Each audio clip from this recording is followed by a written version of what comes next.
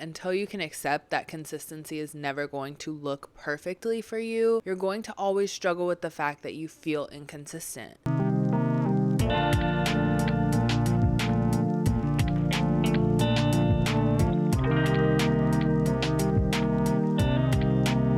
Welcome back to another episode of Let's Have Breakfast. I'm your host, Jaden Liz. Today we're getting into the nitty-gritty of what consistency is. And honestly, I think this conversation starts with knowing who you are authentically and without a doubt. When it comes to consistency, I think it's important to first start with the fact that it's never going to be perfection. That's a hard reality to accept because when we think of consistency, it's always drilled into us that consistency means showing up every single day, doing this thing to a T, and making sure you cross everything off your list. In reality, consistency is not always going to be, I did the thing, it happened. There are some days where it just doesn't fit into the plan and you have no choice but to reroute your plans. That's not the lesson we're taught on consistency. It goes against everything that is taught to us when we're trying to build habits. But I'm here to tell you that until you can accept that consistency is never going to look perfectly for you, you're going to always struggle with the fact that you feel inconsistent. A personal example I have is last night I sat down to record with my mic, had my podcast set up, everything is like good to go, ready. I'm going to make this episode happen by any means necessary because not only did I work a full day and worked extra hours, I also got up in the morning and worked out. And I also, made sure to take care of my dog throughout the day and do some chores around the house and really get done. And come 10 o'clock, I'm like, okay, if I don't sit down to record, I'm going to break my consistency. I've been doing so well. I've been so consistent. I have a flow and a process, but my week is so crazy that I'm not going to be able to follow everything. So I have to think about it in a different way, and I need to make sure I do it tonight, and it needs to be perfect. And I'm like sitting here and I'm reading off of my notes, and it feels like the most inauthentic thing ever because I'm sitting there and I'm struggling to be consistent, and I'm like trying to preach about these tips when it's like that's not working. That's not how this is going to work. That's not what people want to hear. There's so many videos, so many podcasts, so many books and resources out there that will teach you how to be consistent, but no one's having the real conversation on what consistency actually means in practice on a daily basis. So it was in that moment amid my mental breakdown that I was having that I decided to sit with myself and be like, what is it about this method? What is it that feels off?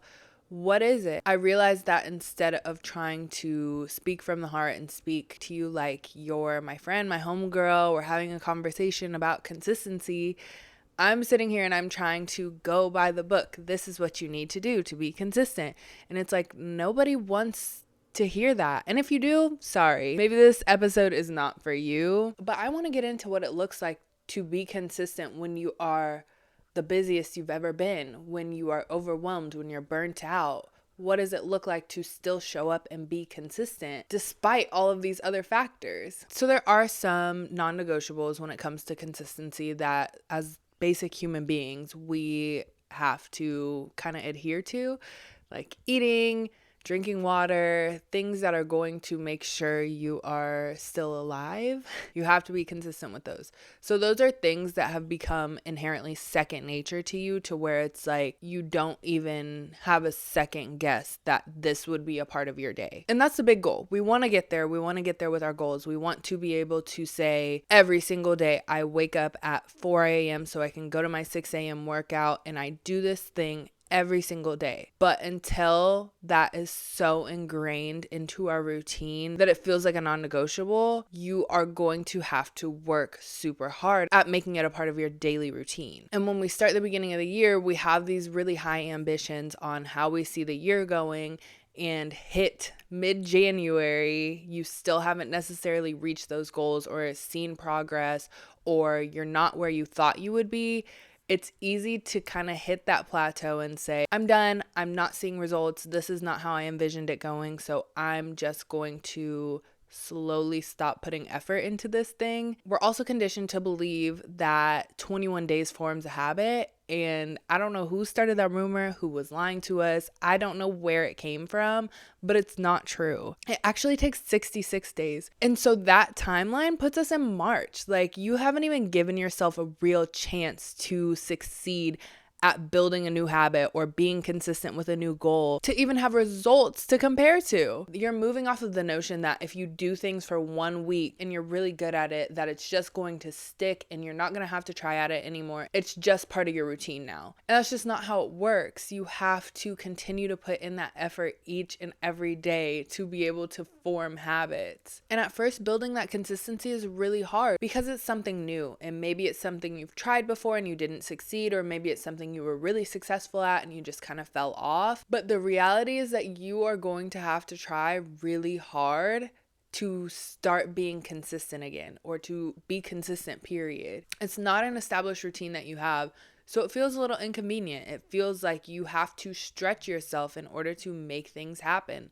It feels like you have to stretch yourself in order to accomplish what you're setting out to do. Like, if your goal this year is to have a successful side hustle while you also work a full-time job, you are not going to have the same luxuries that you did when you weren't pursuing this endeavor.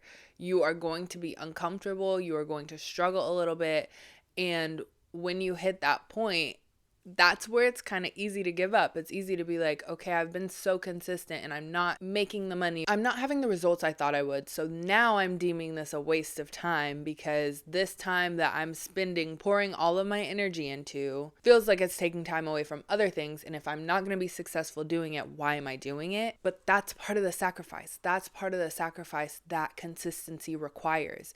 If you want to get really good at doing one thing, you have to consistently show up and do it. 66 days is going to happen whether you take action or you don't. But instead of letting that time fall by the wayside, you have the opportunity to really build on consistency and build on your goals instead of waiting for life to happen to you. And where I struggle with consistency the most is that I want to do a lot of different things. I have a lot of goals and I don't really want to budge on any of them. I have high expectations for myself because I have always been an overachiever. It's just something that is in my nature, and sometimes I wish it wasn't, because I feel like I always have to be doing something. Something has to fill my time. Even if I'm sitting and have downtime, I feel guilty because I know I have so many other things I need to do. And that's where the consistency gets sticky for me, because I like to have a routine. I want things to be the same every single day so I know what to expect, and that's not always realistic. If you really genuinely want to be consistent with something, you have to be a little flexible. It may not look the same every single week, every single day. If your goal has something to do with working out, maybe you prefer to go at 6 a.m., but you don't have an opportunity to go until 7 p.m. You have the choice to either still go to the gym or not go at all. And that's the key decision maker on where you start to build that consistency, because you make the decision that even though it doesn't look perfect, even though it doesn't look how I expected it to, I'm still going to show up. I'm still going to do the thing. And it's hard. It's uncomfortable. It's not in our element, but that's the point. You are not going to build these habits. You're not going to start being consistent and see results until you really stretch yourself and you really challenge yourself to show up despite, to show up when it's hard, to show up when you're tired, to show up even when it's not perfect. And I know for the perfectionists out there, that pains you because you do want it to be perfect. You sometimes hesitate to start until you know something is going to be perfect. And all I can say to that is time is going to continue passing you by. You are going to continue missing opportunities that were destined for you if you don't get up and do something about it. I have an exercise for you to start building and visualizing this consistency in your life. Grab a piece of paper, get your notes app, whatever you want to do to write this down. I want you to first start with writing the date. So whenever you're listening to this, I want you to write out a commitment to yourself that you are going to accomplish in the next 66 days. As we talked about in this episode, 66 days is the official timeline that it takes to form a habit. So instead of holding yourself to standards that are outdated and not true, I want you to really think about one goal, a few goals, or whatever it is that you want to commit yourself to in the next 66 days to really build and focus on consistency, take some time to visualize what it will look like to accomplish whatever you set out to do with consistency by that time. And then once 66 days has passed, come back to this episode. Let me know how everything went. I'm really eager to see how your journey goes as we are working to build consistency together and want to cheer you on during your journey as well. I hope you enjoyed this episode. It is a testament to myself to showing up and committing to this channel like I said I would this year. And I really appreciate each and every one of you that listens every week. Thanks for listening.